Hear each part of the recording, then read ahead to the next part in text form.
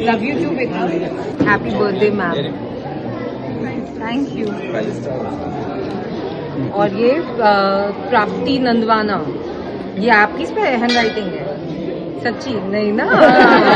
ये होते हैं ना अच्छे बच्चे सच्चे। मम्मी ने लिखा है डब्बा डब्बे में केक, मेरी मैम लाखों में। क्या बात है। आप जियो हजारों साल, साल के दिनों 50,000। Thank you.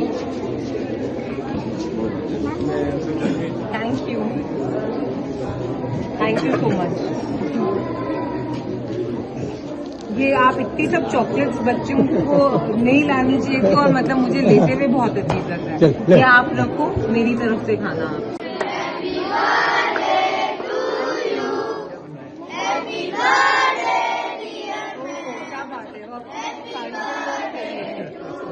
हैंड राइटिंग भी बड़ी अच्छी है आपकी।